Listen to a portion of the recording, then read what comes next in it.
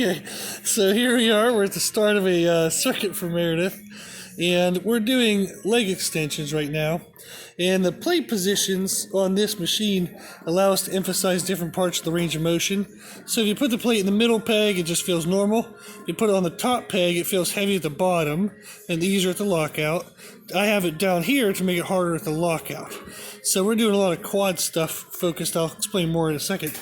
So this makes her work harder at the lockout, which is when the quads down by the knees are most involved, which is the focus point of this exercise.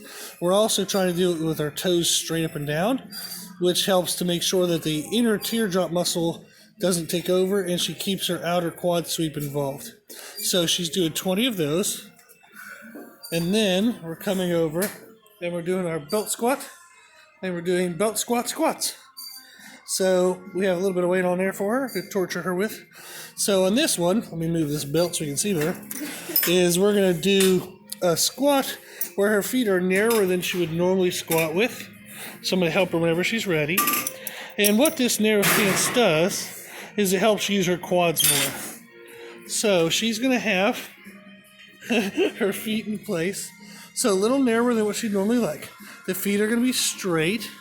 And then as she squats, she's pushing her knees outwards towards her pinky toes. That's going to use her inner muscles of her glute to pull her thigh bone out, which again further activates the quad sweep compared to just hammering home this teardrop kind of inner part of the quad. So all of this is intended to help build quad sweep as well as musculature down by the knee to take away from some of the muscle on the inside. We're trying to develop more on the outside and down by the knee so she has a nice kind of insert of the sweep. So she did 20 of those. She did a great job. Then we're going to move over and we're going to do some RDLs from the floor, which is what this bar is for. So an RDL from the floor is intended to have a vertical shin, so it emphasizes the upper part of the hamstrings and the lower part of the glutes. Whereas if she was doing a stiff leg deadlift where you would let the knees be slightly bent but her knees would be back, that would emphasize the bottom and middle part of the hamstring. So it's very important to know these little nuances of like rotating the knees out on the belt squat, keeping your toes straight in the leg extensions. And you'll see here she's doing an awesome job. So the shins are vertical, she's stretching right into there and squeezing forward.